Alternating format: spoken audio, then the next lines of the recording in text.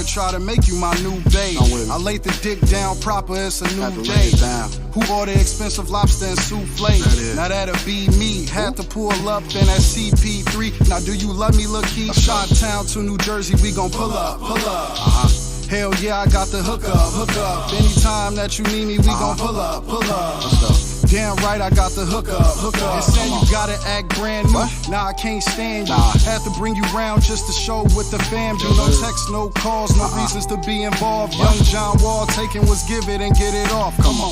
What you doing, girl? Pull up on me. I ain't got a lot of time living in the moment. I'm in the city with the gas roll for you. Can I come get you and we bend them corners? No disrespect about me. No disrespect about me. City, so you know I'm about it. So you know I'm about it. I can tell you about it. Now let me tell you about it. You playing, no, I had to doubt it.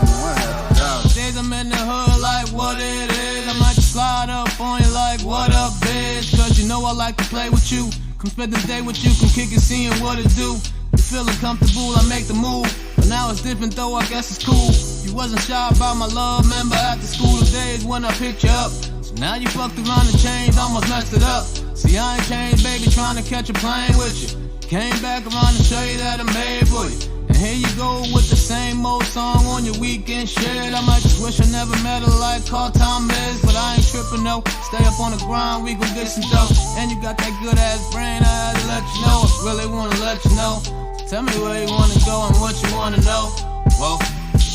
What you doing, girl? Pull up on me. I ain't got a lot of time living in the moment. I'm in the city with the gas roll for you. Can I come get you and we bend them corners? No disrespect about me. No disrespect about me. City, so you know I'm about it. So you know I'm about it. I can tell you about it. Now let me tell you when about you playing, no, I had to shout it.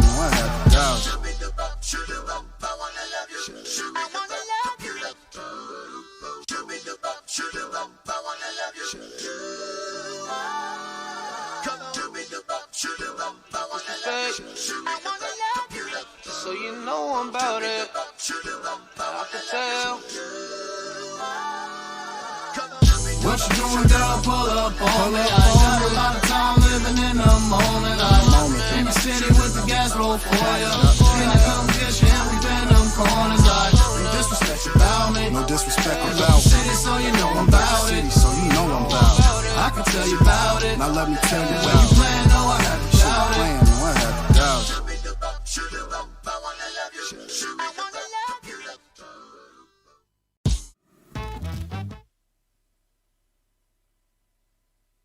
What's up, everybody? Damn, I don't even know. I guess this is my chat scene. That's interesting. Oh, I know. I probably could have gone side. Like this, maybe? I don't know. I should put a cam scene up there. I just realized that. I thought maybe I did. I don't know. Y'all know I got all these new themes.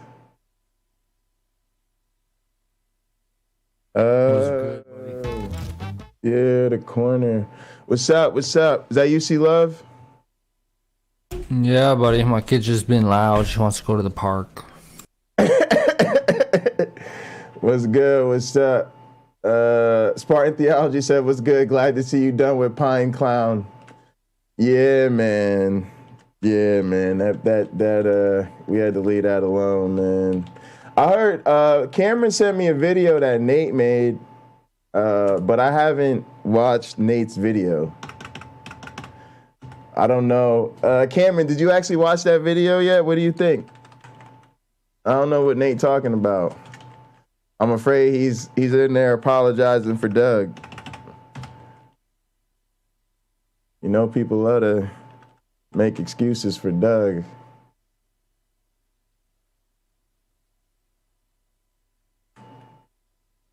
All right, y'all. Melody Joyce third. Appreciate all y'all. Cameron said he didn't finish it. All right. Look, man, let's go ahead and get into this thing.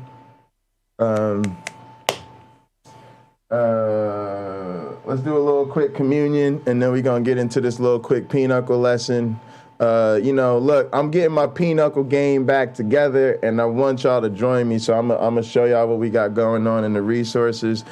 Everybody that could drink, grab a drink. Please raise your glasses and hold on to your asses. If it's too early where you at, go fuck yourself. We don't care, nigga. I'm drinking. If you can't drink on a Monday afternoon, that's your problem. Sound like a personal problem.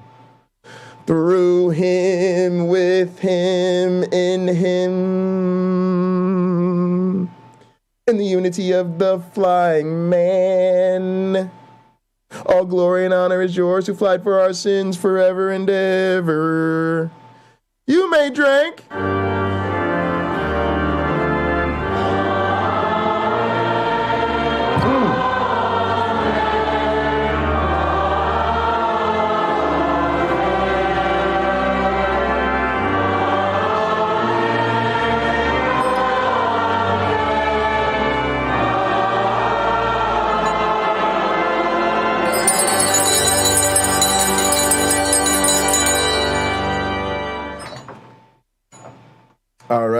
Alrighty.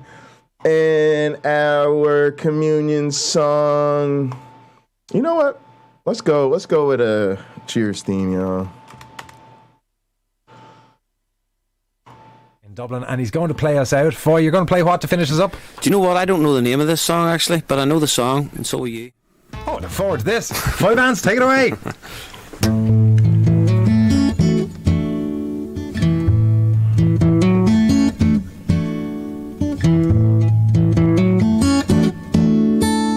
Camera came from Nate Chan, look out for it.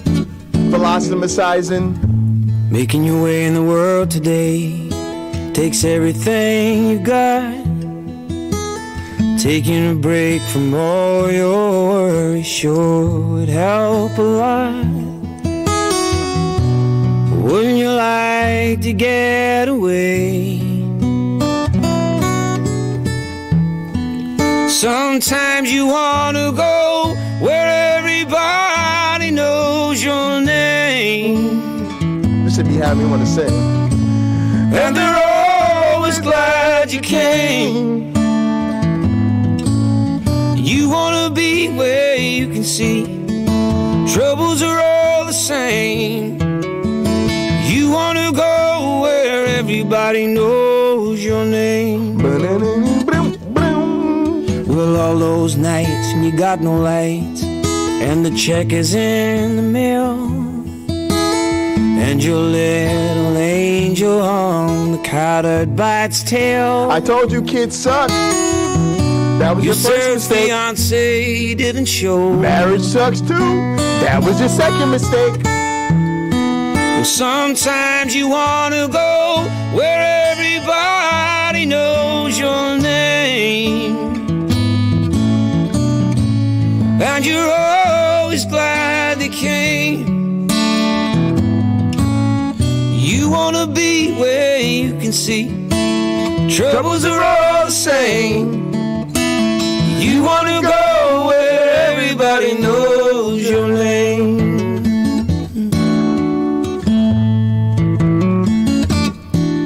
Well, you get out of bed and the coffee's dead. The morning isn't looking bright.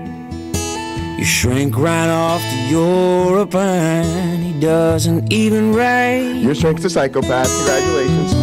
Your girlfriend says she's not a girl. I've actually had that shit happen to me. Hashtag story time. Be glad there's one place in the world where everybody knows your name.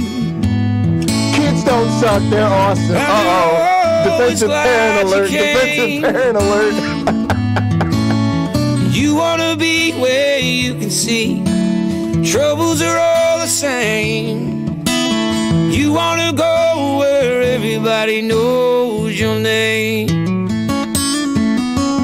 You wanna be where you can see troubles are all the same. You wanna go where everybody knows your name.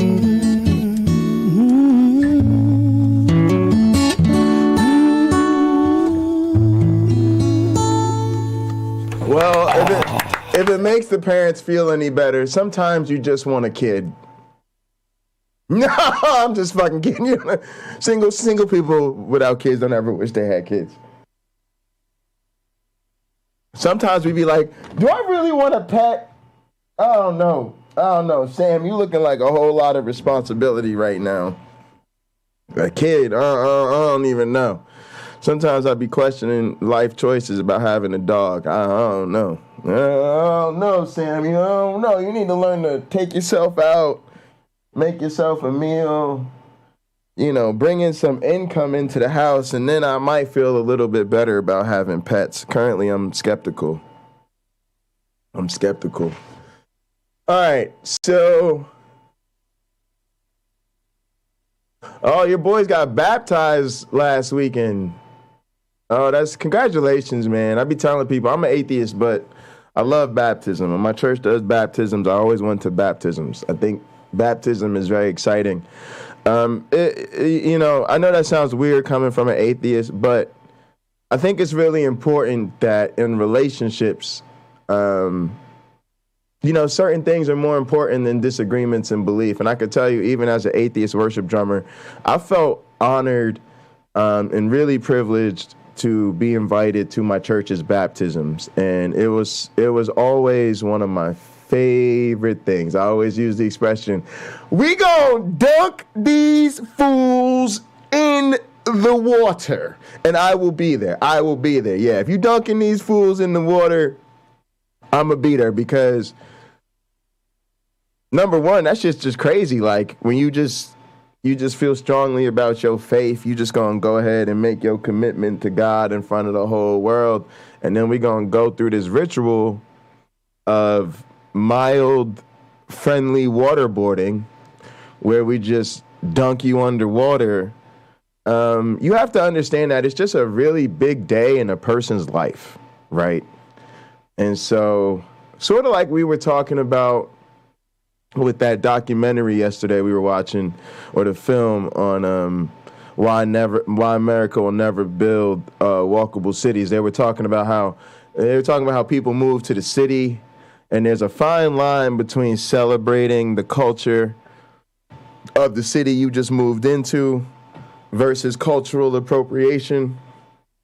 And this is one of those things where if you could celebrate the culture of the people in your life, you understand that, if they invite you over for, say, a holiday dinner, right, if you're atheist or Christian and one of your Jewish friends invites you over for, Yom Kippur or Passover meal or something like that, right, you're going to go, right, and you're going to be really excited because, that's a really important day to them. It's a really important ritual to them, and you've been invited to participate. So you're just going to go, and you're going to be like, man, this is awesome. Thank y'all so much for inviting me to this. This is super cool to get the authentic experience with friends and family. It's the same thing with baptism. It's just like somebody inviting you to their wedding or their graduation or, a particular festival of their culture. It's a really, really, really big day in their lives.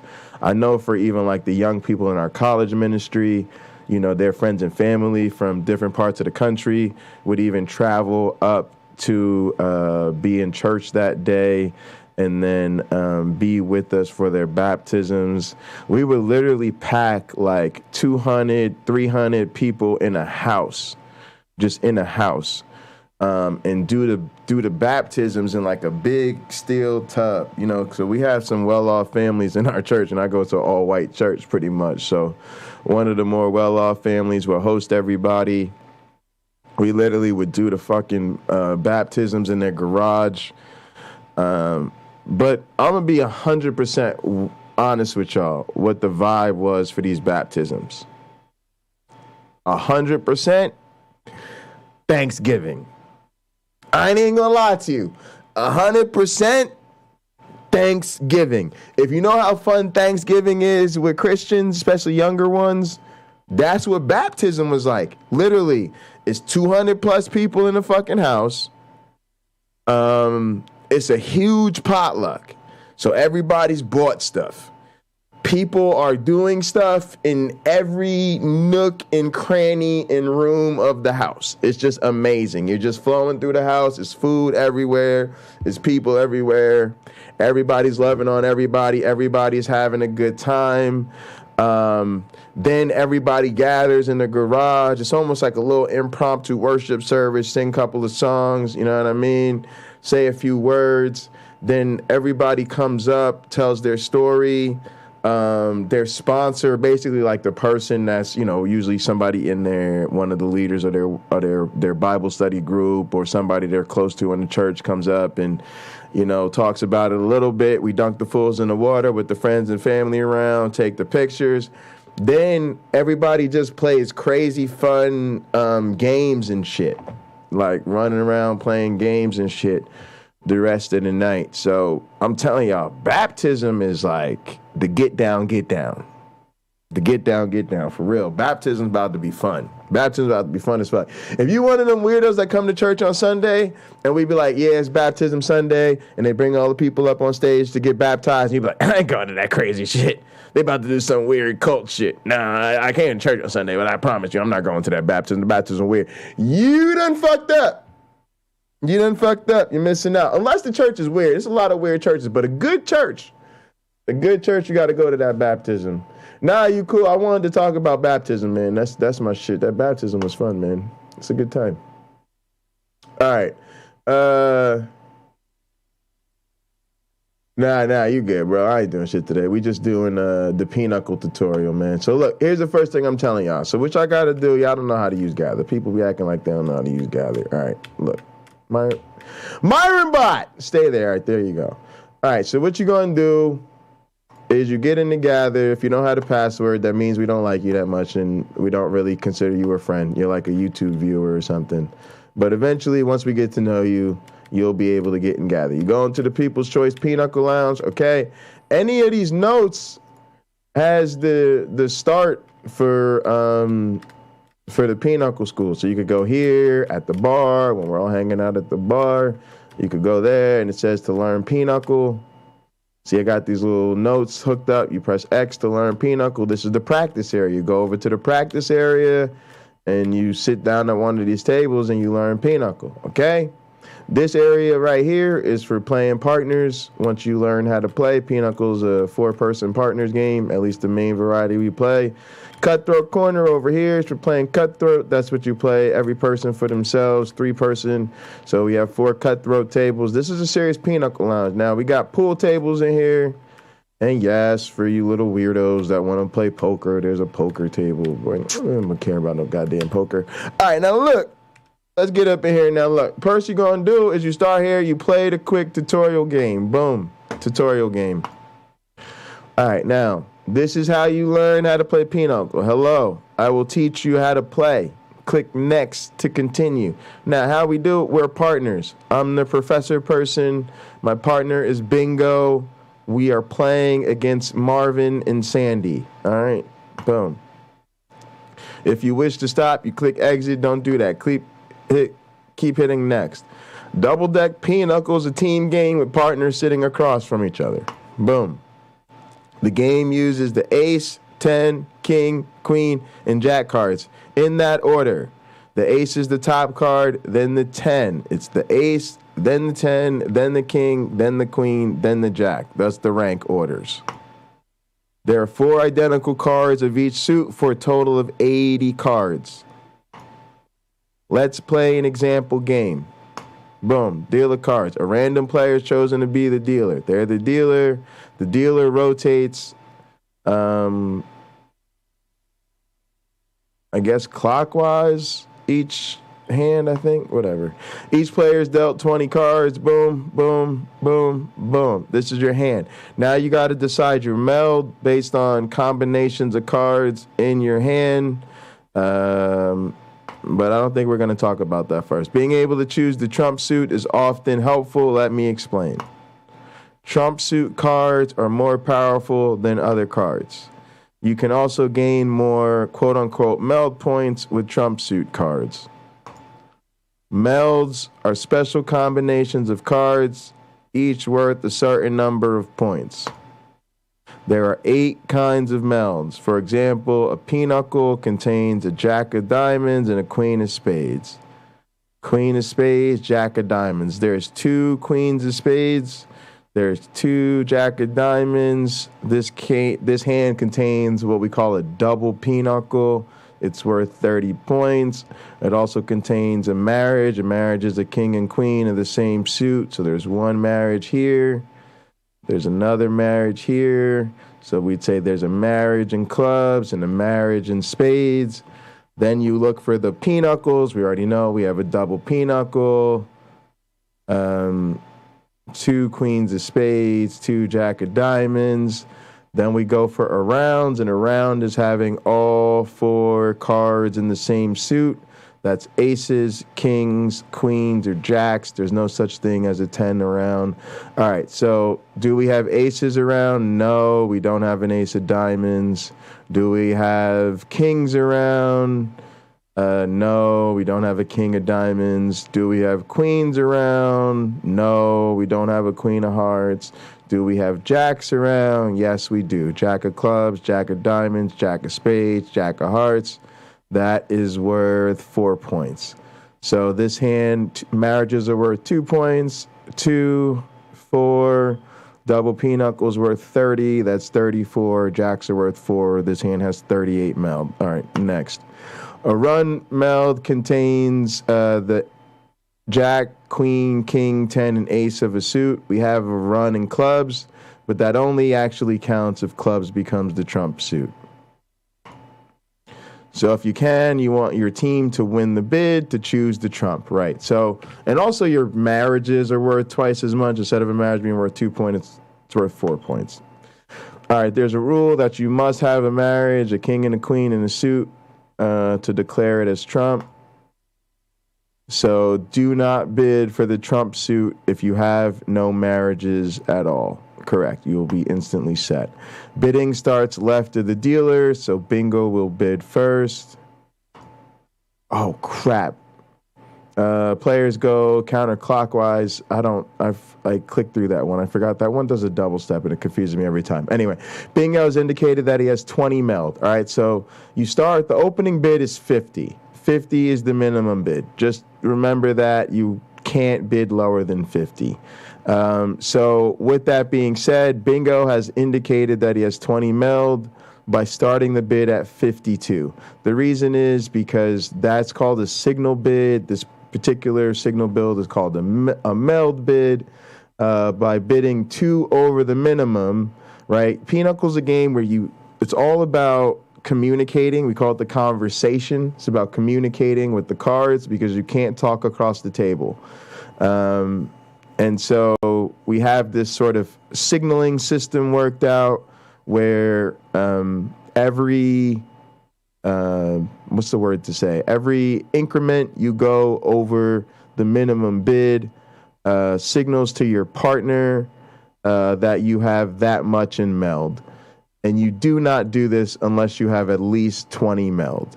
So the minimum meld bid is this 20. If this person also had 20 meld, they would bid 54. If they had 30 meld, they would bid 55. If they had 40 meld, they'd bid 56, and so on. You bid, it's just a signal cue. It's basically the single-digit representation of, an estimate of what you have times 10.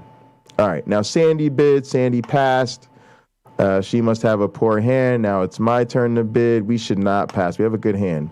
Let's see. I'm lucky. I have 38 meld points. I already counted them, including marriage melds, right? So that means we could potentially declare trump in clubs or spades. The key difference here, though, is we don't have the 10 of spades, and therefore we don't have a run in spades. We do have a run in clubs, ace, 10, king, queen, jack. So there's potentially 15-point run available if we're able to take the bid and declare clubs trump, which in this case, we'd actually lose one of the marriages, so we'd go to 36, and then we'd add the 15. So you can just add 13, that's what I do, and get to 51. So that's a big hand. 50 meld, plus we always need 20, that's 70. Plus our partner's going to be good normally for about 10. They already told us they're good for 20. So we could take our 50 potential plus our partner's 20. That's 70, plus we always need 20 in points, and we're good around 90. This could be a monster hand. So I'll signal that my partner by bidding 55, 3 more than the previous build, right? So I've got 38, and they're going to signal that 38 by bidding 55. It's not exactly what I would have done, but it is how you teach beginners. All right, so they'll signal 55.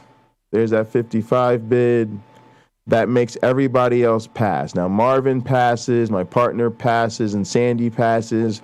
I've won this bid, and we'll declare Trump to be clubs. The highest bid wins the bidding war. I get to choose Trump. I guess my partner decided I should choose Trump since I have more meld, right? They signaled that they have 20 meld. I signaled that I have 30. They said, you probably have the stronger hand, so they passed. Not always true, but it's just how it goes. We choose clubs as the Trump suit. Normally a little menu pops up here, and you would click on clubs, then accept. I have a lot of clubs and also a run meld in clubs, which will earn us more meld points. All right, boom. So now clubs is the Trump. It says that with this little icon in the center of the table. Now everybody displays their melds. My team has 71 meld points. Boom. Everybody shows their meld. There's our stuff. We have this run. We have marriage and spades, double pinochle. Oh, it skips through that fast. Okay, anyway. Each team must score at least 20 meld points. Otherwise, their meld points do not count. That's just the rules.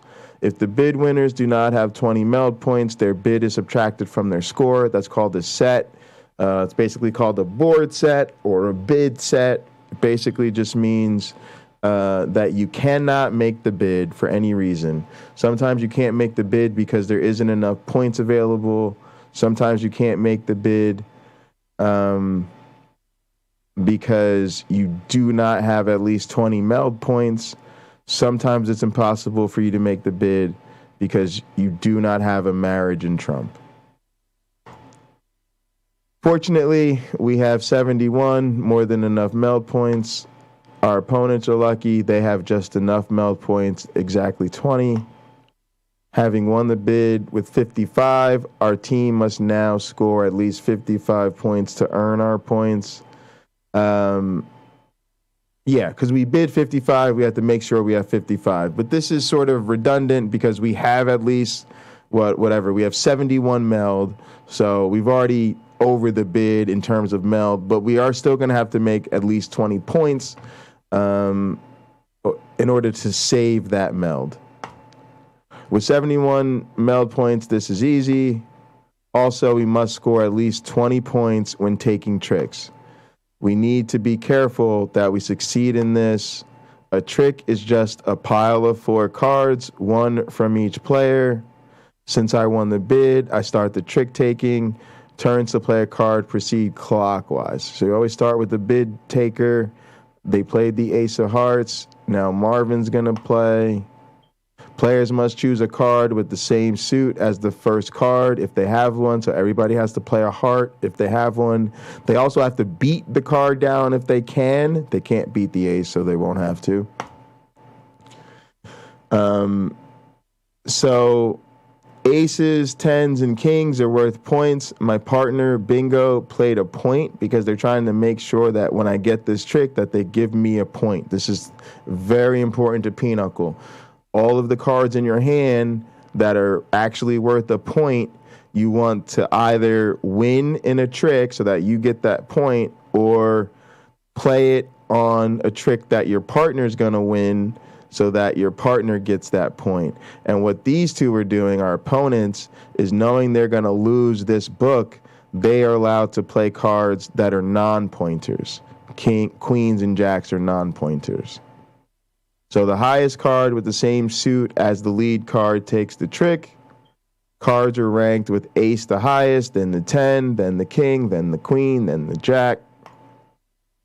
Note that Trump suit cards are always ranked higher than cards of other suits. So if one of these players did not have a heart, if they don't have any cards of the heart suit in their hand, they could then play a club, which is the trump suit, and that card would beat any of the hearts, and it would beat any other card as long as it's not a higher trump card.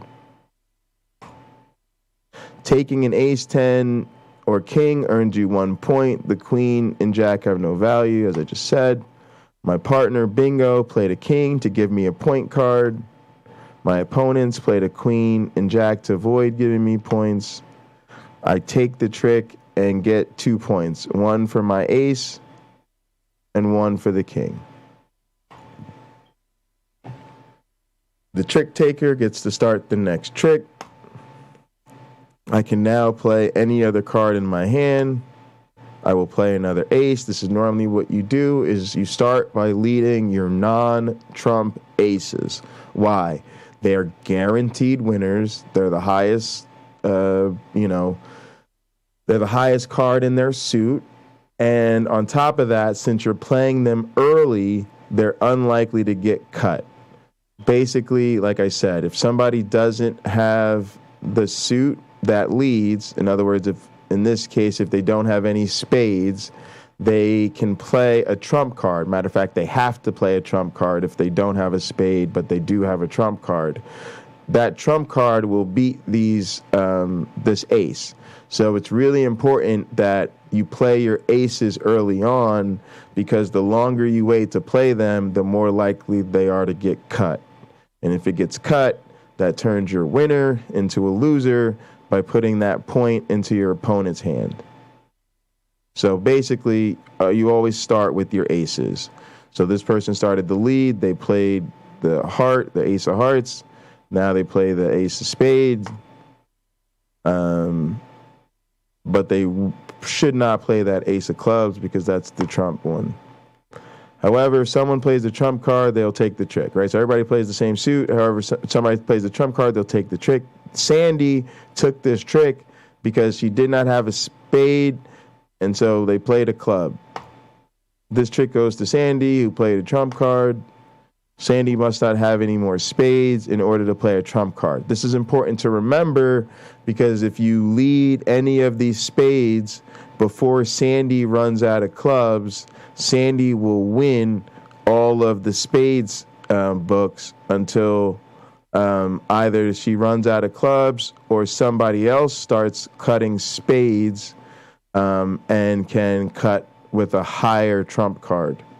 So this is what I mean about the conversation. Basically, Sandy is telling everybody that they're cutting spades, and basically that spades are cut off until they run out of trump.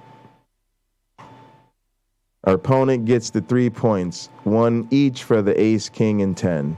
They also made a strategic play, since they were the last player on this, to cut with a point. Now play continues. Sandy will get the lead because they won that book. 2 bonus points are given to the team that wins the last trick. In double deck Pinochle, the total trick points always sums to 50. Why? There are 80 cards in the deck. There are 4 of each type of card. And there are 4 suits, which means there are 16 aces, 16 tens, and 16 kings, right? 4 of each card, 4 suits. So 16 aces, 16 tens, 16 kings. That gives you 48 points. There are 48 pointer cards in a double deck, in a Pinochle double deck.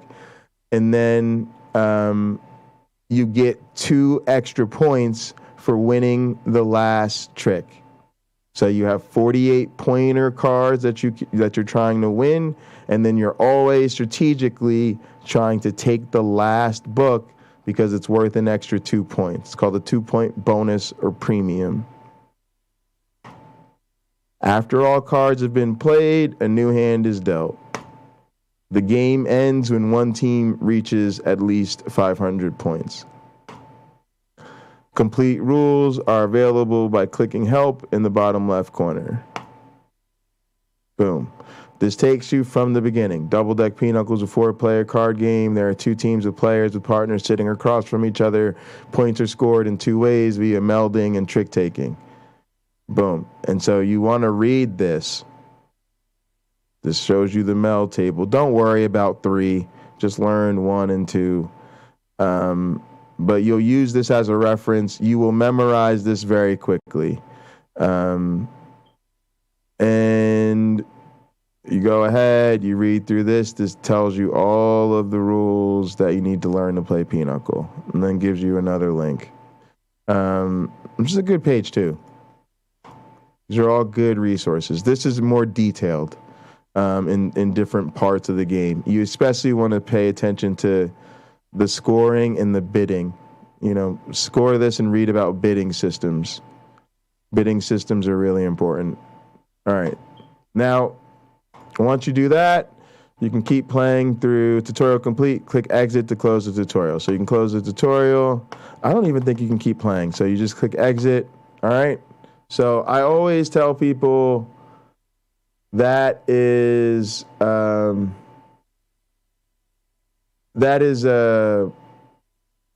really, really dope.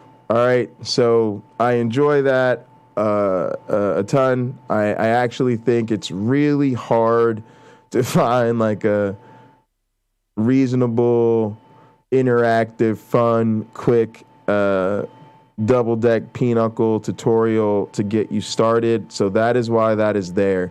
I switched this around. I'm working on this Pinochle school. It's really important to me. I love Pinochle. It's a game that my dad taught me, and ultimately I'm working towards my dad's going to probably stream with me about once a week or so, you know, once we get our schedules worked out and start doing this regularly, maybe more often when there's special events or he has extra time.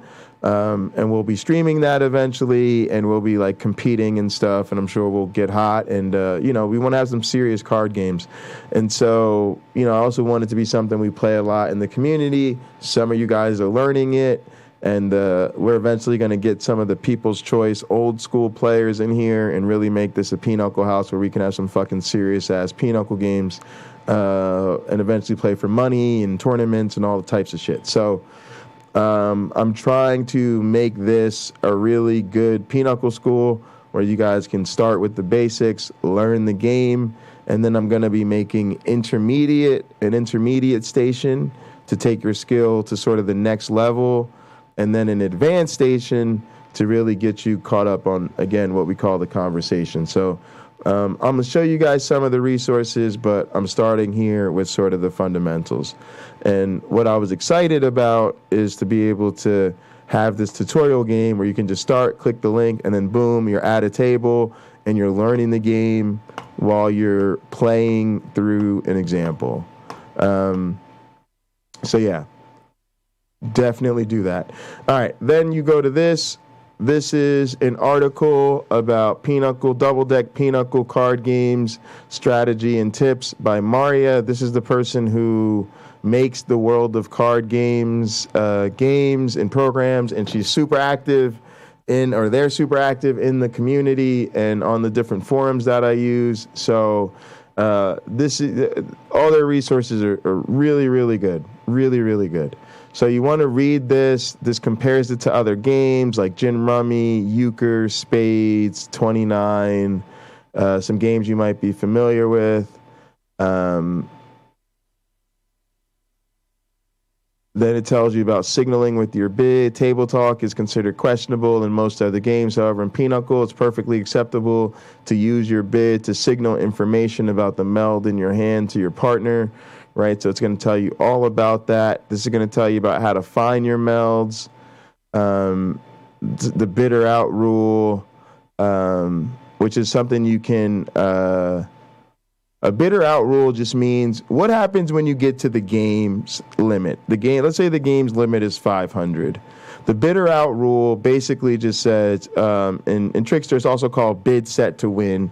It just means if both teams go over the score limit, let's say 500, the team that set the bid, that took the bid and declared trump, will win, even if the other team scores more points. It also normally means if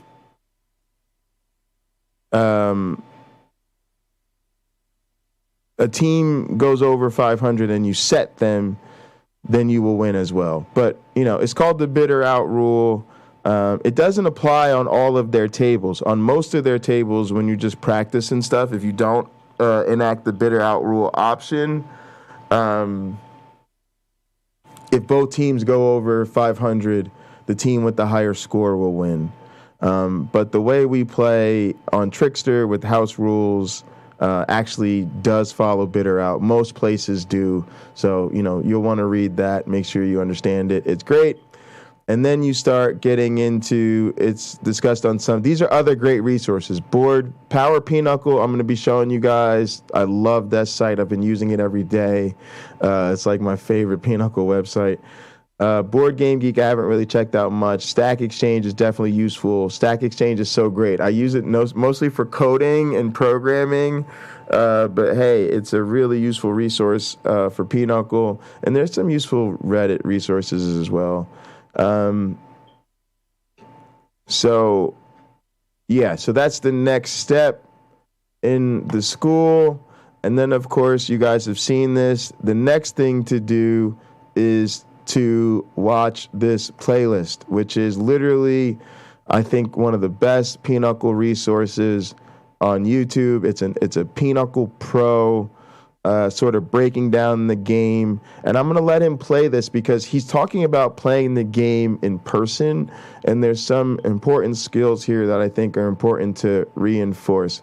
So I'm going to let this play through. But I want you guys to get a vibe for this. It's not that long. 3 minutes, 5, 6, let's say 8, 9, 11, 12, 13, let's call it 15 to 20 minutes, right? And but this is a really great resource. I'm trying to show you guys Pinochle. I know there's a learning curve, but I'm trying to help you guys attack that learning curve. You jump in, you do the quick tutorial game, takes a few minutes, you kind of get the lay of the land, then you read the article, you understand what's going on in a little bit more detail. Then you go through this playlist. You have a Pinochle Pro to guide you. Then you jump into practice games against computers, and you're pretty much ready to knock out the beginner stage of Pinochle School once you get through a few games with the computer that I'll show you how to attack after this. So I'm gonna let him start. I'm going to take a quick, I need to run to the restroom, but pay close attention to these videos. They're great. And let's get into the mode and relax together and enjoy this wonderful Pinochle Pro. Let's go. The rules of the game. Well, there are many rules. Oh, hang on. I've got a little monitoring issue here. I need to take MyronBot out of my gather. The game. There is a scoring rule that says the rules of the game. Well, there are many rules of the game. There is a scoring rule that says that most of the standard games are 500 points.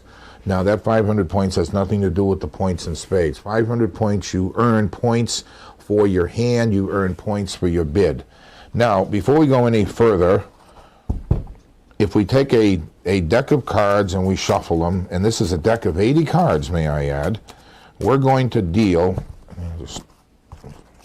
now these may not come out as a perfect shuffle, but we'll certainly do our best to. If we deal these one at a time, we'll be forever in 3 Sundays trying to deal every hand out. So what they do in tournaments is that you're allowed to deal 4 or 5 at a time. It just speeds up the process. Unless you're like me and you have a hard time counting 4 cards in the deal. But we need to look at illustrative hands because without that we're not really going to understand the basics and principles of the game.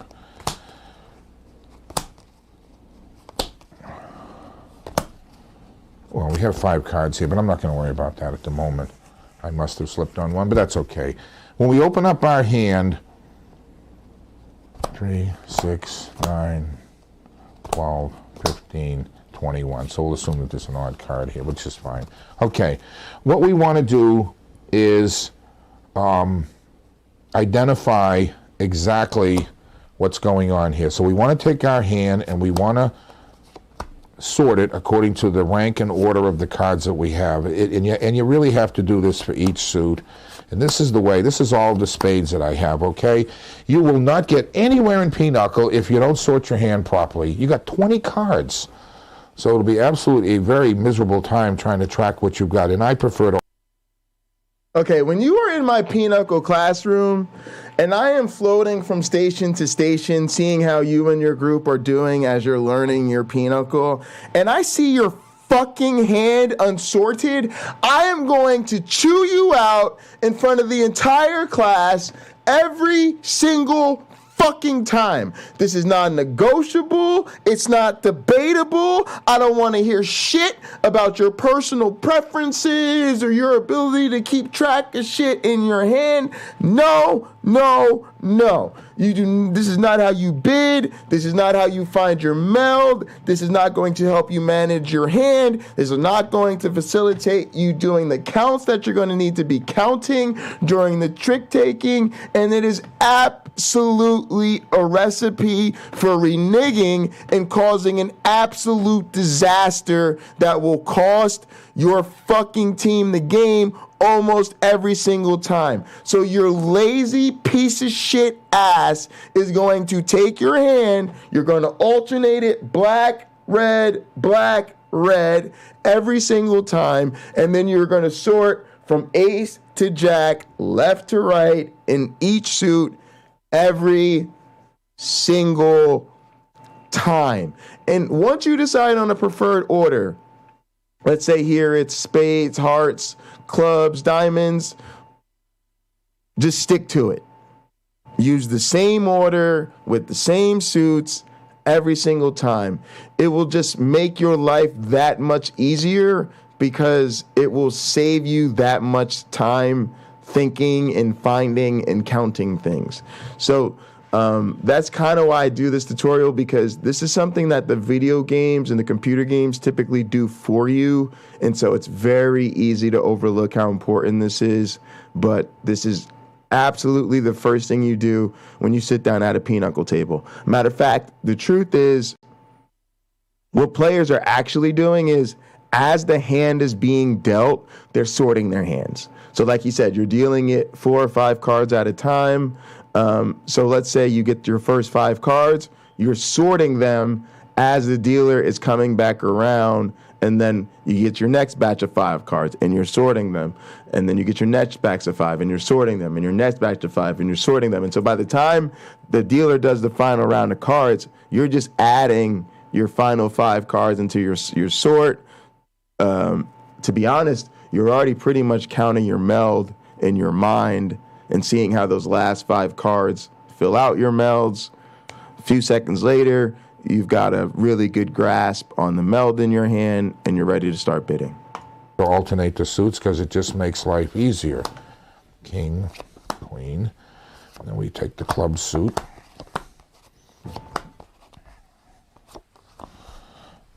And I don't mean to spread this out too much, but 10, 10.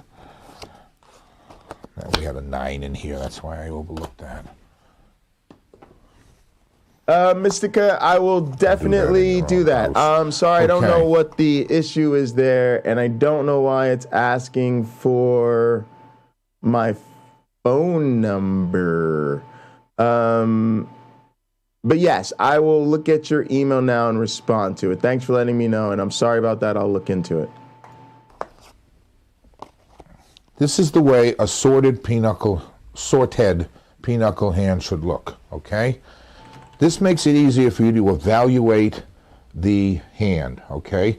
Now, we're going to get into the melding table, and we're going to get into other aspects of the game, but before you start, before you evaluate your hand, you absolutely have to sort the hand out by suit. And if we look here, we have, a 7-card spade suit and so forth. So once you get that done, we can then go to the next section of the lecture, which has to do with the melding table, okay? So this is our first step. Hang on a sec. Did you email me at Pocket Locker, you American God?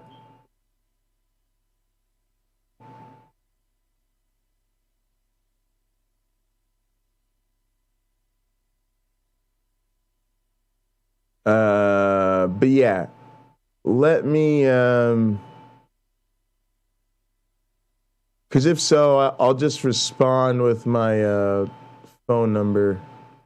What is the? And sort the hand out, then we'll get into the bidding process. One thing that's very integral to the game of Pinochle is it isn't a concept, it's the rule about counters.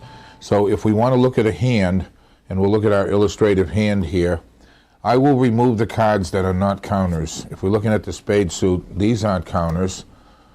That's just queens and jacks.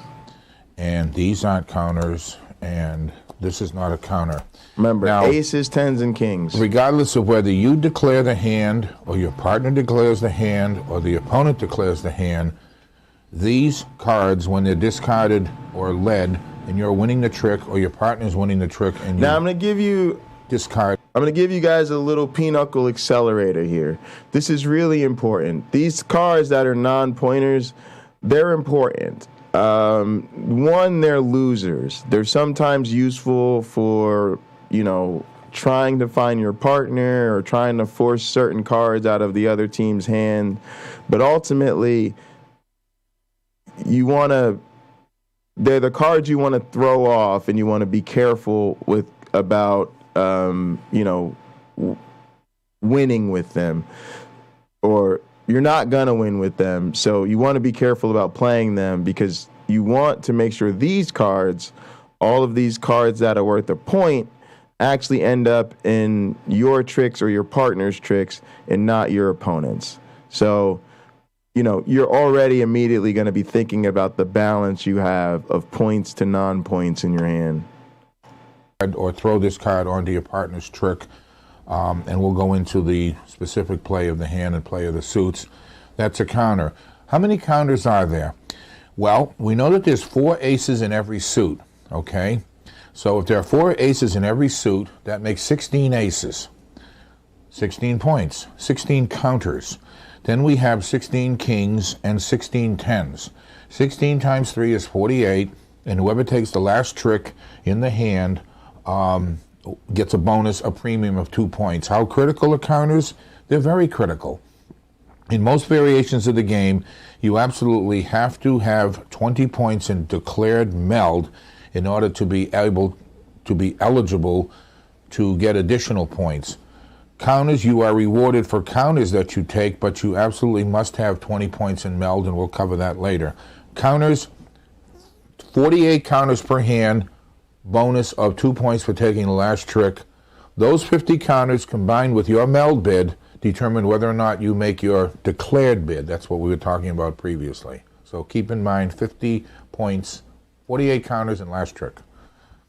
So that's important, because that's the limit. There are only 48 counters available, plus the 2 points for the last trick bonus. What does that mean? If your declared bid is 50, no, sorry, let me say this right. If your declared bid is 110 and your meld points is 50, you are immediately set. Why? Because even if you won every single trick and therefore took every single counter, including the last one, the max is 50 points. 50 plus 50 is 100. That leaves you 10 shy of your 110 bid. So you would lose 110 points on that hand. Now, of course, normally you can't win every single trick or anything close to it. So you have to make a reasonable estimate of how many tricks you're actually going to be able to win and how many points those tricks are actually going to be worth. Now, don't worry. Once we get into this, one of the things I'll be showing you guys, and it's probably going to be an intermediate thing. maybe even advanced, but it's just probably intermediate, I would say.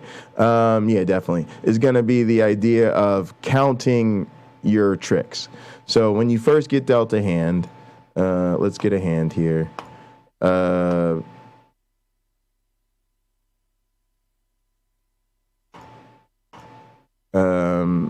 Agree, accept terms, agree, nobody cares. Play with bots. Are these all bots? Okay. So when you first get a hand, what you normally are going to do is, in addition to counting your meld, you're going to count your winners. 1, 2, 3, 4, 5. So I know these, I'm assuming these 5 are hopefully going to be my winners. They're going to give me, on average, 2.5 tricks, or 2.4 really on average. And so we estimate based on our aces, and then the number of trump that we have in our hand, and a couple of other things that you can take into consideration. But again, it's not magic. You're able to look at your hand, usually make a pretty good estimate of how many tricks you're going to take. And then that's part of the game is, of course, sometimes you'll make more than that, sometimes you'll make less than that, but it ends up being a pretty good guess that, intermediate players kind of can use as additional information when they're bidding.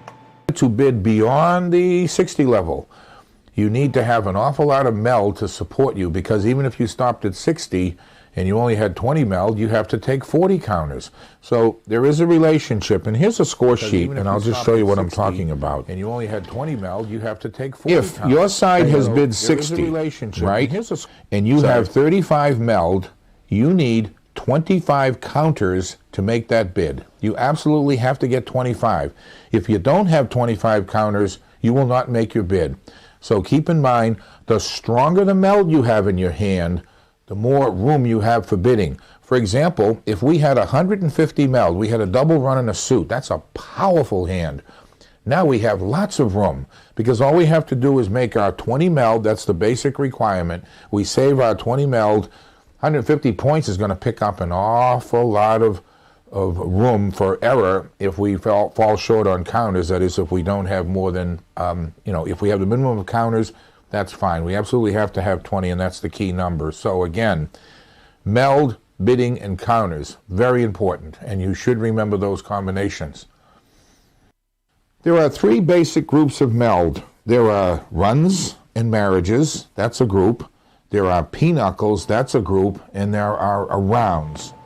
The groups are compatible with each other with the exception of the fact that you can't double claim a marriage in trump suit.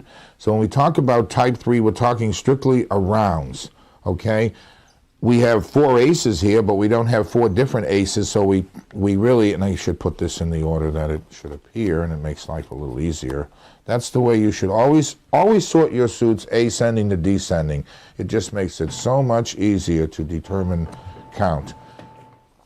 Okay, very important. If you're going to have all the black suits together, you're going to get mixed up. You might even renege. Type 3 is a rounds. Kings around, 8 points. Queens around, 6 points. Jacks around. Now, sometimes a card can do dual duty. It can be part of kings around. You see, we got king, king, king, king, right? That's a round, and it can be part of a marriage. All right, sorry, I just want to address the comment before. I'm not sure. Geez, it's weird. So, Mastica, I'm not sure what happened because I don't know why it's asking for a phone number. I didn't see that when I went to Venmo. There are other links down there. The Streamlabs one is really easy, so you could just do the tip or super chat command. It's the super chat command. Those tend to be easier. But if you let me know what that email was, I guess I could send you my phone number. Can anybody else let me know about that? Because that's a little bit weird, and I guess I'm wondering if that means, should I get rid of Venmo, or am I going to have to put my phone number in my description, or that's a little bit weird. I find that surprising. You would think that the whole purpose of something like Venmo is that you don't have to send somebody your phone number to use it, but to be honest, I don't get a lot of Venmo donations, so I don't know. It really doesn't matter. But you can't have a king with 2 queens shouldn't have that in real life. Somebody either. Venmo me But you $1 can't have a king so we with can see 2 how this queens works. because he can't marry both queens. He can only marry 1 queen. So that's the restriction. But type 3, 4 different kings, 4 different aces, 4 different queens, 4 different jacks. That's all you have to know. You can learn the counts, you know, and start to memorize those. All right, again, so this is what he's talking about is assessing your meld, and there's 3 groups. The first group is called runs and marriages. Why? Remember, a run is ace, 10, king, queen, jack, all in the same suit, right? So, well, think about it. If I assess whether or not I have an ace, 10, king, queen, and a jack all in the same suit, then I've already figured out if I have a king and a queen in that suit. It's also really helpful to look for runs and marriages first because it gives you an overall view of your hand. By looking at each one and saying, do I have a run or a marriage? Nope, run or a marriage? Yes, both. Run or a marriage? Nope, run or a marriage? Just a marriage. It gives you a great overview of the hand. So that's why we call those type 1. It's runs and marriages. The next thing you look for is pinochle. Queen of spades, jack of diamonds. No pinochle because we don't have the queen of spades. So then we move on. The final group, type 3, is just arounds. That's whether you have an ace in every suit, a king in every suit, a queen in every suit, or a jack in every suit. Sounds like a lot, but it's really not. Runs and marriages, then you look for pinochle, queen of spades, jack of diamonds, then you look for arounds. Ace in every suit, king in every suit, queen in every suit, or jack in every suit. When you go to the arounds, all you do is you go to your shortest suit, in this case the clubs. By short, we just mean the suit with the least amount of cards in your hand. The longest suit here is diamonds. The shortest suit here is clubs. You go to your short suits or one of your short suits, and that tells you the limits. So in this hand, we can't have aces around because we don't have an ace in this suit. We can't have queens around because we don't have a queen in this suit. We can't have jacks around because we don't have a jack in this suit. That's why you go to your shortest suit. If you go to your longer suit, now you've got to look for aces, look for kings, look for queens, look for jacks. When I go to my shortest suit, all I got to do is look for kings, right? Because I went to my shortest suit.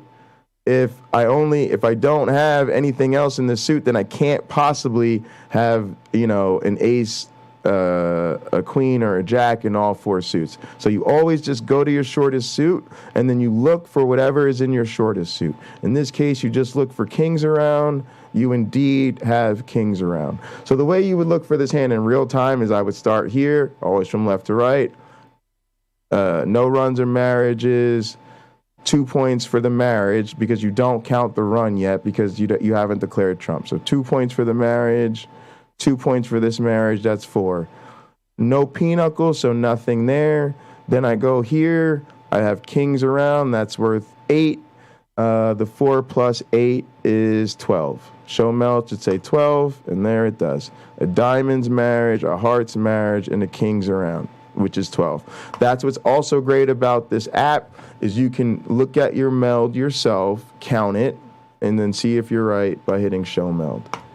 All right, let's get through this because I got a couple other resources to show you guys. Getting started, we will need to look at a pinochle deck, which is 80 cards. That's a lot of cards. And we're going to show you exactly how these cards will be dealt and so. Also, Look at the tree. appreciate you. Thanks for showing some love to that like button. Hit that like button, subscribe, and please share. Thank you. Forth.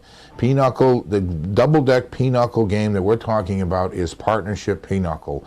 The other games are good. You might like single deck. There's rules that are available on the Bicycle card game site or on any of the search engines. Firstly, you play as partners. It's the same structure as in any other partnership card game. One team here, one team here. North, south, east versus east and west. Declares the trump, will be defended or will be opposing the other team, who will do everything in their power to try to set them or at least get as many points as they can. And then we have the other situation where we have another team over here. If they're declaring the hand, then you will be trying to set them or get as many points as you can. So the basic structure: 4 players at one table and 20 cards. Now, if we want to look at the suits in pinochle, and there are 4 of them. I just want you to look at this particular suit here. That's right. Okay, for the sake of he skips around, so we don't need that. We're going to just kind of do a quick review and then talk about the auction. I want you to really, as a matter of fact, if you have time, get a double Pinochle deck, make sure it's 80 cards, and practice dealing out hands. Practice evaluating hands, because if you're going to go play live tournaments, they're not going to let you sit and look at a table. They're not going to let you take 20 minutes to determine your meld. So you really need to know how to do that. And if you go get a chance to play online against bots, then you'll get to see. But let's listen to some things he just said, y'all. Hands, because if you're going to go play live tournaments, they're not going to let you sit and look at a table. They're not going to let you take 20 minutes to determine your meld. So you really need to know how to do that. And if you go get a chance to play online against bots, then you'll get to see. But let's look at this hand. What we want now, this is really important because he gave you a couple things. Number one, when you play for real, not just in tournaments, but even online against other people, you will be on the clock. Meaning you will likely have, it depends on the website, but sometimes like 30 seconds to bid. Meaning you have to count your meld, count your books, and assess what else is going on at the table and make a bid within 30 seconds. You will often have 15 seconds to play, meaning each time you get to throw in a card, you're only going to have 15 seconds to choose which card to play. Now, what's frustrating is this Power Pinochle site has some great resources, but they don't all quite work as well as I'd like them to. But there is an important thing for me to show you guys here with regard to what he just said. Meld calculator. So what's annoying is that if you go to these basics, there's a meld training, and unfortunately this doesn't work for me. So I hope they bring that back. I also hope they bring back the meld test. But it's the same thing, and they're just not working. Or like the meld training thing, yeah. So, but what they do have is the meld calculator.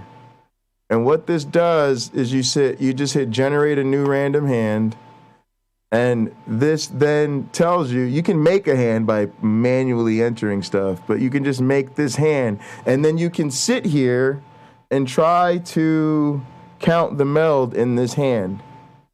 And then you can check it over here where it will actually show you. It'll show you this hand has 12 meld, queens around, marriage and clubs, marriage and diamonds, marriage and hearts.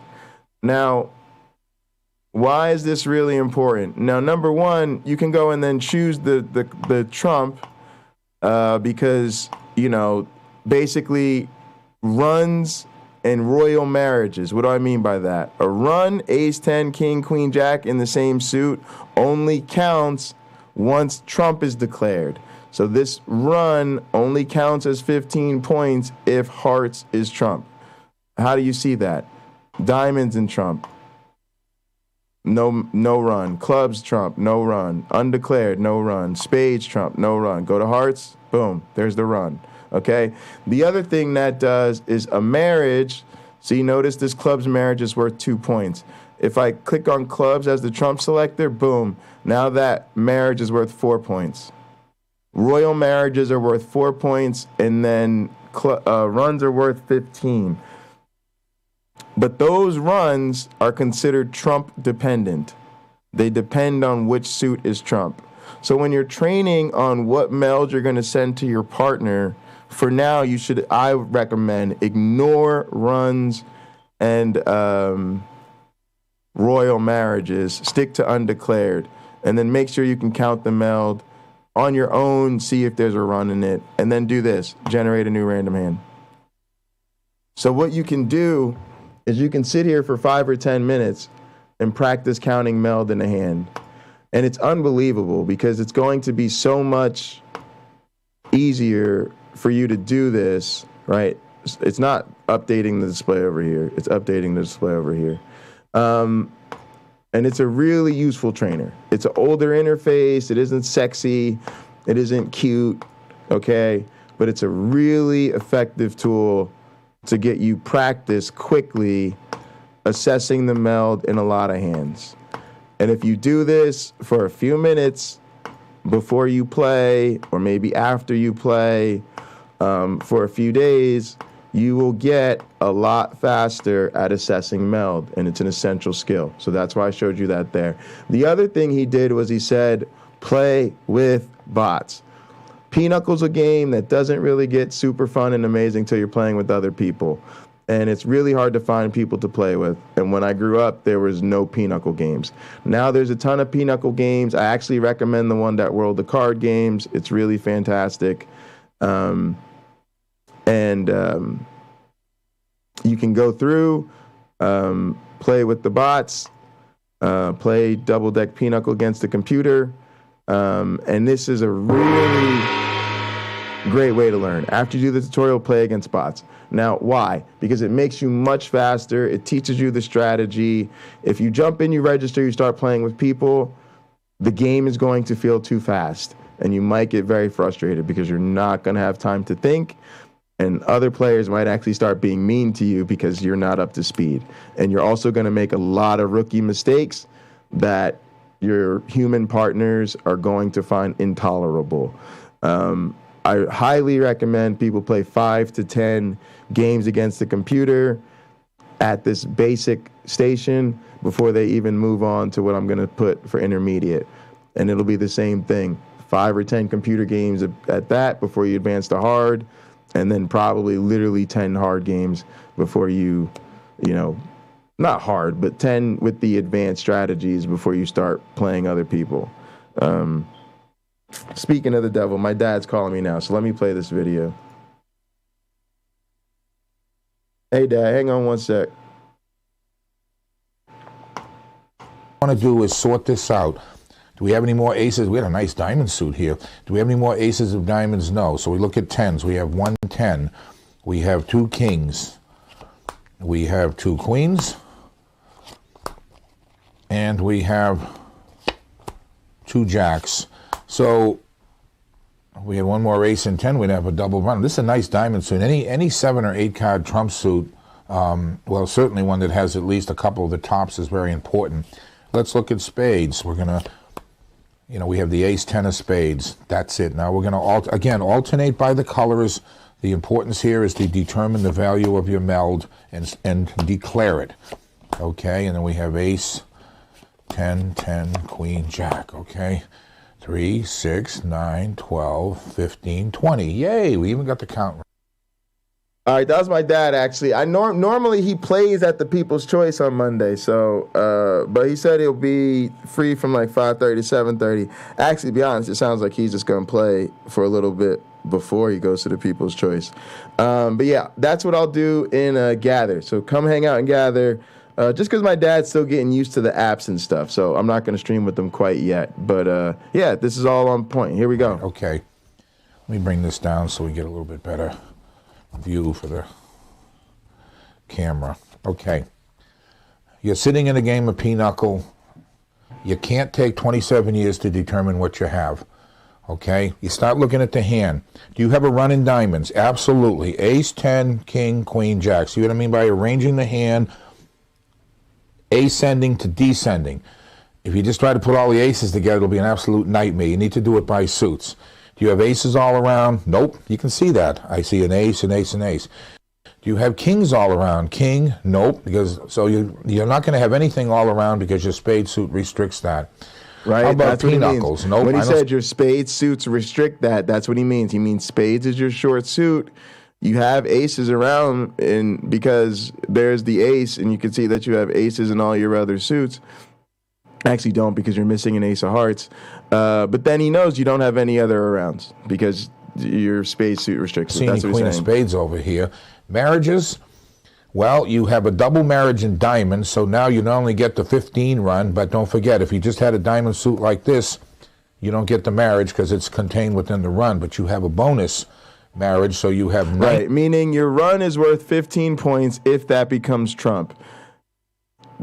But that marriage doesn't count because remember, runs and marriages are both type 1, so you can't double count a card in type 1 meld. But since he has a run, an ace, 10, king, queen, and jack, and an extra king and queen, that suit would be worth, if diamonds is not trump, those two marriages would be worth 4 points, 2 for each one. If diamonds becomes trump, the run will be worth 15, and then that extra king and queen in diamonds will be worth an extra 4 because trump marriages are worth 4. Most marriages are worth 2. We call those common marriages. A marriage in trump is worth 4. 19, 15 and 4 is 19. And here's a marriage in hearts for 21. So you have 21 meld in your hand. That's the bare basic requirement for declaring meld. So you feel pretty good because if you say had only 15, you're on your own. You're hoping that your partner is going to produce 6. So what you're going to do here is if, you obviously will... This means you're good to bid on your own, right? Now, normally you try to count on your partner for what we call like 5 to 10 meld, even if they pass. Meaning, even if your partner passes and they don't send you any meld, they probably have something. They're rarely going to have 0 meld. Now, sometimes they will, and you get really messed up. But that's what he's saying. He's saying you guys got to at least have 20 between you. If you've got 21 on your own, you're good to go because you're counting on your partner for like 10, but you've at least got your own 20 to save. You get your 20 encounters, you're going to be good to go. So, you might consider that opening bid at that 50, right? But again, if your partner ain't got no meld, you're going to need damn near 30 points. But if, let's say you got this 21, let's say your partner got 10, now y'all got 30, now you just make your standard 20 points and you're good to go. But that's, of course, 50. Now, if you're the defense, the other team, they're going to try to shoot the bid up or bid themselves. So, but yeah, y'all see where I'm going. That's just if you have the opportunity to bid this hand. And you're going to be declaring the meld. If you were declaring meld, you'd wait for your partner as well. You have 21, and you obviously have the opportunity. Now, the dealing is, the bid traditionally is to the left of the dealer. So this person will make a bid, this person will make a bid, and so forth. Your partner's job is to try to give you, and we're going to tell you about the bidding system a little bit later on. This is declaration of meld. You can clearly see you have 21 in meld, okay? Now, just for the sake of comparison, Pinochle has its own glossary of terms. Some of the terms are indigenous to almost any other card game. We certainly talk about deals. We talk about cutting the hand. We talk about the auction or the bidding. We talk about... high cards, low cards, aces, and so forth. But there are some terms that are unique to Pinochle. For example, the term marriage, and we'll cover that later on as well. A marriage is a king and a queen of any particular suit, whether it's trump suit or whether it's an offsuit. In order to have a marriage in a suit, you have to have a king and a queen. A pinochle. A pinochle is the holding of the jack of diamonds and the queen of spades in the same hand. Now, that's an interesting combination because the Jack of Diamonds and the Queen of Spades are very important cards in the game of hearts, particularly the Queen of Spades. So is there a relationship between the two? I don't know. We have terms like roundhouse, which is a marriage in all 4 suits, king, queen, king, queen, king, 24 queen. points. We have terms like climbing, which is having to... Now, here's a really interesting thing about a roundhouse to think about. It does happen. It's actually standard meld. What do I mean by that? A marriage is giving you credit. A roundhouse is giving you credit for a marriage in each suit, which is worth 10 points, right? 6 for 3 common marriages, plus 4 for whichever suit happens to be a royal marriage. And you don't care because you have all 4 suits covered. On top of that, queens around is worth 6 and kings around is worth 8. So 8 plus 6 is 14, plus 10 is 24. So what you can do is, as a shortcut, if you see, that you have a marriage in all 4 suits, you can just count that as 24. Then, look for everything else. Runs, pinocchles, and then aces or jacks around. So basically, it takes care of, but it's no real like magical points or anything for having all 4 marriages. It just gives you automatically, and so you can count it up each single time, but most of us just shortcut it. Roundhouse is worth 24, and it's the equivalent of all 4 marriages plus kings and queens around. Go up on suits. We have Let's terms call the like roundhouse. aces all around and kings all around, and we'll go through that as well. So the terminology to Pinochle is unique in some ways and is universal to other card games as well. And then here's our last video, but if you guys go to Power Pinochle, man, I love this site. I got to email my girl and just tell her how grateful I am for this site, even if it's not, doesn't seem to be updated all the time. It's got a glossary, baby. It's got a glossary. And this glossary is wonderful, really is going to help you, learn Pinochle terminology. All right. And then he's got one more, I think. And then I got something to show you guys, which is super, super cool. God damn it, where did I put that playlist? Here. Systems in Pinochle. There are actually 2 primary ways that scoring is accomplished in the game. It doesn't matter which one, as long as you know what scoring system is going to be employed. Progressive scoring. Progressive scoring combines the add-on feature and the use of not having the subtraction option, but having the add-on feature. Let's look for an example. Supposing that the opponents have bid 65, okay? And they do have the required 20 meld. And let's just say that we happen to have 22 meld, which is very important, okay? Let us suppose that they only had 30 meld. Okay, this is 30 meld right here. Now, they obviously have to pull 35 points. The difference between 30 meld and 65. They have to pull 35 counters. Again, here's the relationship between this and this. They have 30 meld. They have bid 65. They need 35 counters. 35 out of a possible 50 points available in the play of the hand. They got to have a dominant hand. If they fall short, they don't get that 35, right? Then they have lost their bid. And their bid goes over to our score. Now, if they only pulled, say, 30 counters, then we would have pulled the other 20, and we add that on to our meld, so we're picking up 42 there, plus their 65. That's a big haul for us, isn't it? Yeah, so that's kind of not how you'll see it on most sheets. How you'll see that on most sheets is they will simply just lose 65 points, even if that makes them go to negative 65. And then assuming you guys got 20 points, you will get at least your whatever your point total was plus your meld. So, yeah, because in that case, let's say they got 30. Yeah, if they got 30, you got the other 20. So then you'd get your 20 plus your meld. They'd lose 65 because they got set. Cool beans. All right, now, what else did I want to show you guys? Some other dope resources I found that are sort of, you can think of these as previews, as stuff that's going to help you with the intermediate and getting, up to speed quickly.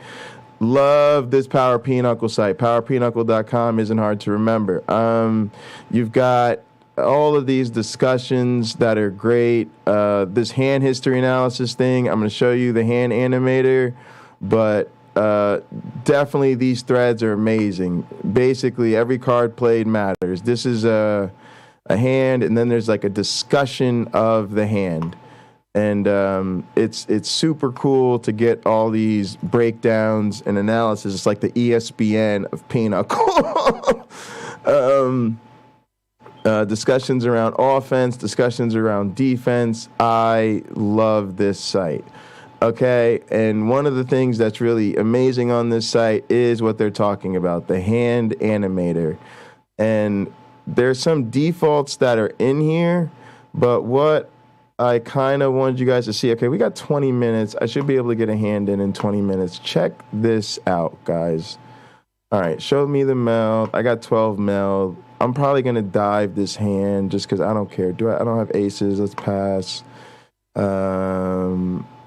Let's just get through this. Don't do as I say, not as I do. Play carefully, but I'm just going to, let's just play through this pretty procedurally. Throw off. Keep it simple. I got to play a point. Partners winning, play a point. Now pay attention to what card they play after, because my partner's going to play their aces, and then they're going to do what's called try to pass. And whatever suit they throw off in is the suit I should try to pass back to them in. So we'll see this. Boom, jack of spades. Now that's a problem because I don't have a lot of spades, but that's an indication that all else failing, I should come back to them in spades. Now it gets cut. I still got to play a point on it, unfortunately, because that's just the luck of the draw. They're going to play their aces. Now this is called getting in. Now this is a problem, right? Because the earlier you get in, the less likely your winning books are to get cut, right? Everybody still had spades, but if you get in late, then your books might get cut. Boom, like that. That was my first ace of spades, but it was, hey, somebody was short in spades. That shit got cut. Now he cut in spades. I don't have any more, but that's a perfect example.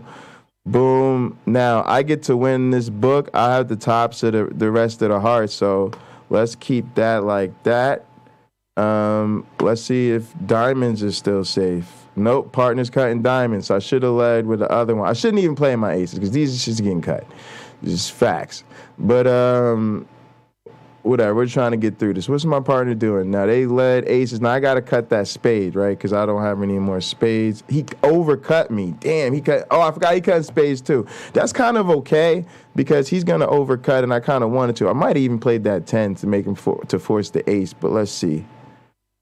Boom, let's take that.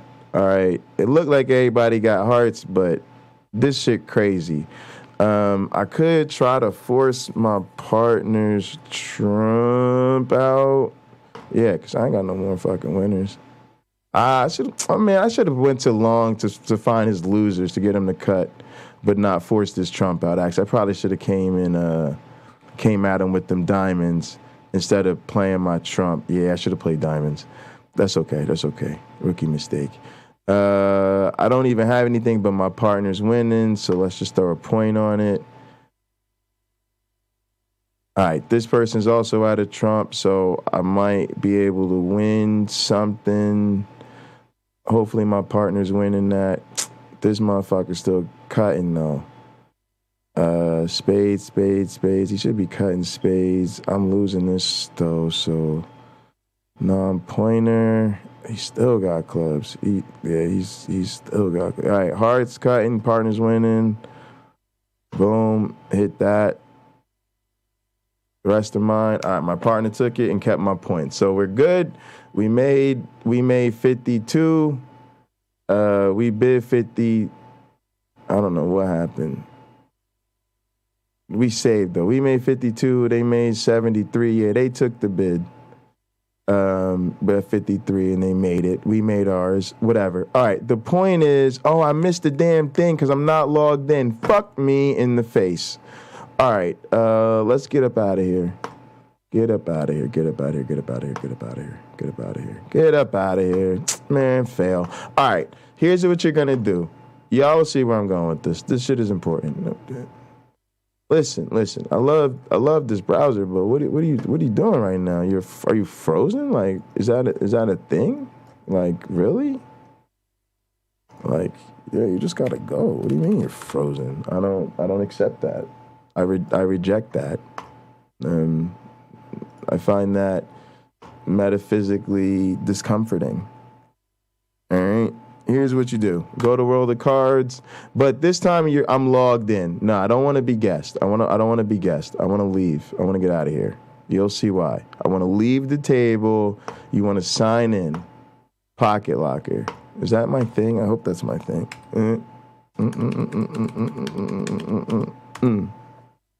Hey, baby, that's my look. Now, y'all will see something different happen. I need to make sure these are all bots. All right, everybody's a bot. I'm playing against the computer. Highly recommended. Now, I got my cards looking different. All right, that's because I'm logged into my profile. Another advantage of having a profile to remember your preferences. Y'all see I ain't got no marriages nowhere, right? So I really can't bid this hand without any fucking marriages. Now, they can show the meld. I got jacks around, but that's 4 meld, right? So you definitely, this hand is bullshit, right? So you're definitely passing. Just because I ain't got no meld, I ain't got no aces. Aces are power. We call aces power because that helps you win books. So this motherfucker got some power. I think, they took the bid at 31. My partner has 31. They have very similar hands, but they have aces strong. So that's cool. All right, motherfucker over here got that, whatever, nobody cares. I mean, you should pay attention to everybody's meld, but right now I'm trying to show y'all a different feature. So I'm trying to show y'all the save feature. So, and y'all see why that's a powerful feature in a second. But right now I got to get through a hand. But yeah, anytime you play, you want to pay very close attention to what everybody melds, because that's part of the game, is that it gives you information about what's in everybody's hand. You know, what suits are people long in, what suits are people weak in, who has aces. That means, they're going to win some books. They're going to be difficult to pass by, and whatever suit they hold them aces in. Who's short and long at trump? You're always trying to count trump. All right, now I don't even know where to find my damn partner because I didn't get any fucking information. But I'm long in this shit right here. I kind of want to force, though. I don't know if I want to throw an extra point out there. Yeah, let's fuck it. Yeah, YOLO. Ooh, my partner cut. Good shit. Good shit. It was a good pass. All right. Coming back to him in spades. Why didn't I? I played off a point and they killed that. They had that last ace. That ended up being a good play. No choice. Forced to play a point. Looks like my partner's winning this. I can't even see the card below it. I hate that. I need to change card design. So what is that? And I should have played the 10 first when given the choice. That way you could force something higher next time. It's all right. No big deal. These are little nuances.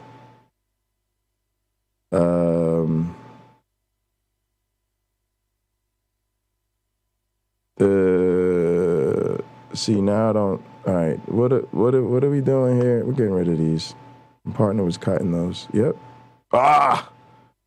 Damn. They cleaned up on that. Now, see, we didn't make here, but look, this is the key feature. Click here to download the hand history. That's what I wanted to show y'all. Why? Because that's this. Okay?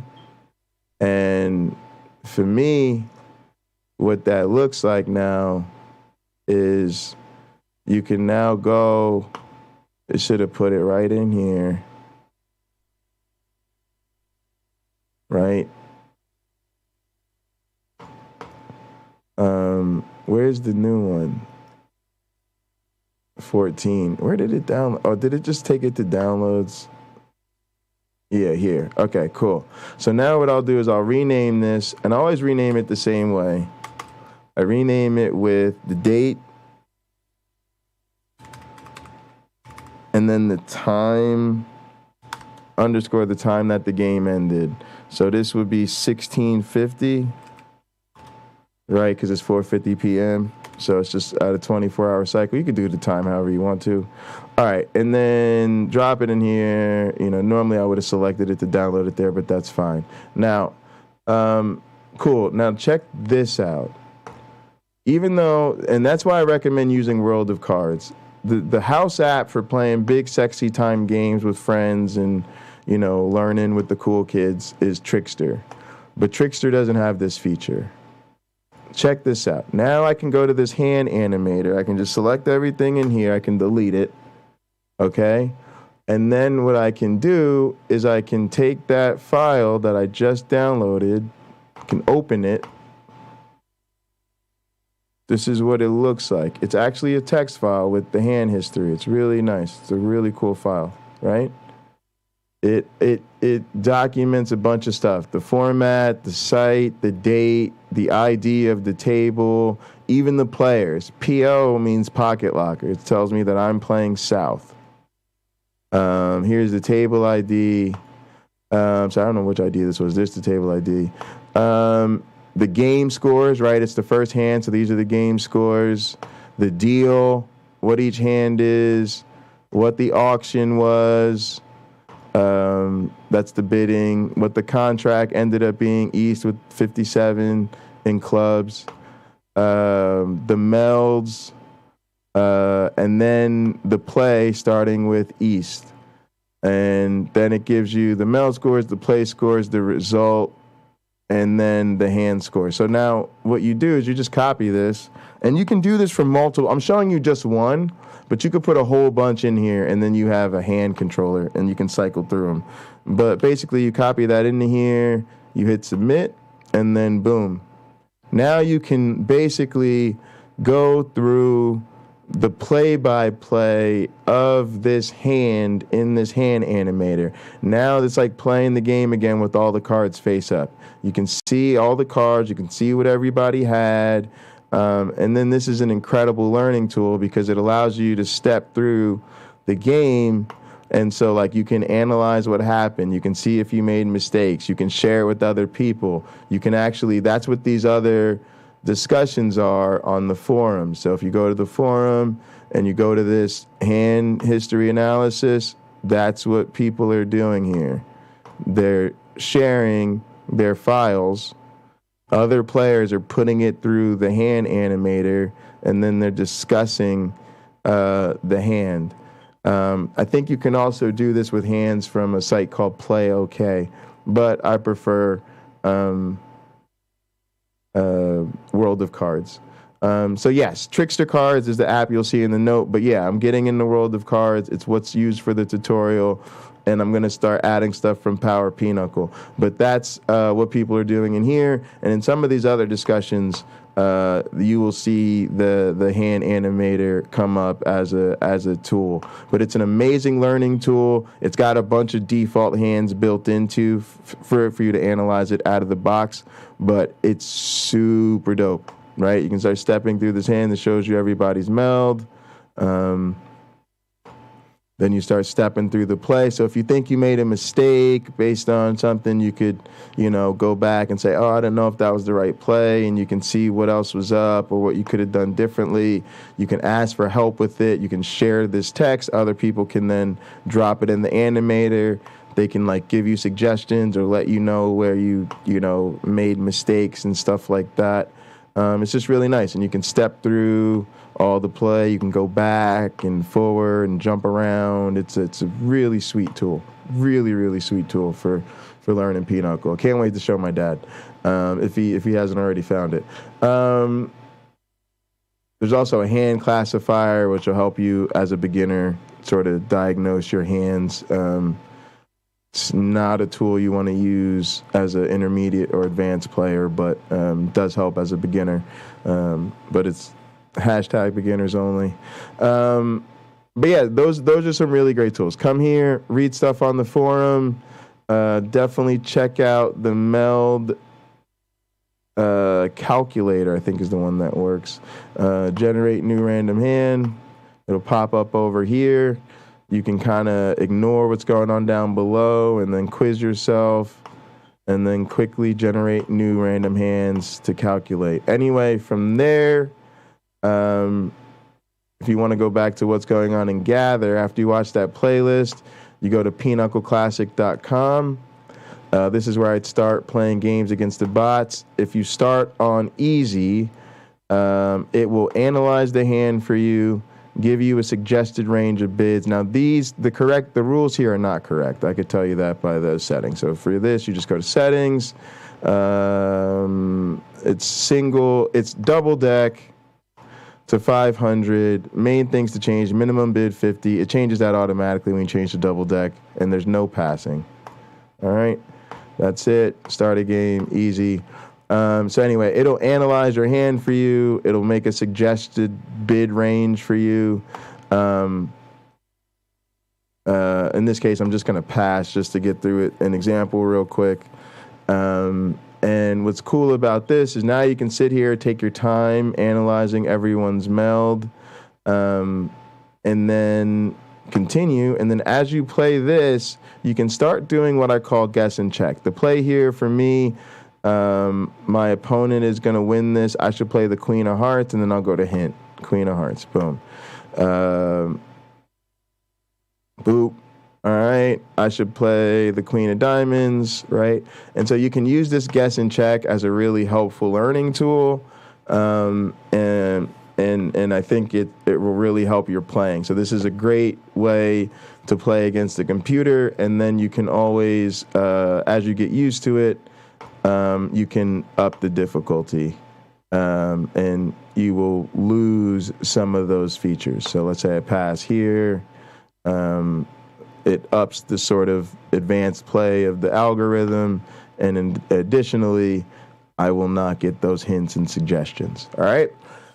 Also, the Trickster app has hints and suggestions that you can turn on. But yeah, it's really important to play against the computer like any other game where, you kind of want to play solo and get used to everything and get comfortable before jumping online. And so, yeah. But let's all get it. Let's learn. I'm excited to share these resources with you guys. And here is the very gorgeous, very beautiful Trickster app. I should sign in, actually. I wonder if I go on the correct account. Boom, Trickster cards, Pinochle. I'm just go play on the site. Yep, log me in, Pocket Locker VIP. Change my settings. I love that red velvet look. Pinochle. In this case, I would just do practice. These are the rules, but I'll show you the house rules real quick. Double deck, modern to score 500. Always auction style, no passing.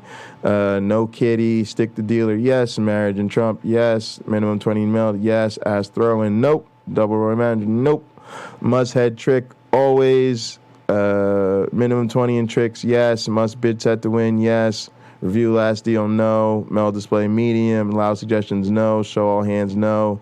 And you can turn the timers off when you're practicing, but when you play against other people, it's 15-15 or 15-30.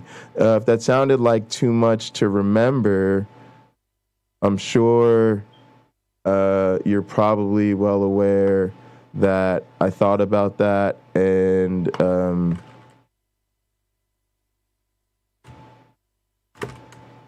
the house rules are here on an information board. Press X, and there they go. So you do not have to remember them. All right, but that is what's going on there. I gotta head to my meeting, and then I'm gonna link up with my dad in Gather. So appreciate everybody for watching. Come to Gather if you want to hang out with me and my dad while we play Pinochle. And then tonight we will be doing Monday Night Football, Monday Night Raw, and as always, movie night and shows afterwards, hopefully some cheers or whatever you guys want to get into. And what we'll be doing tomorrow, the same thing we do every day. We are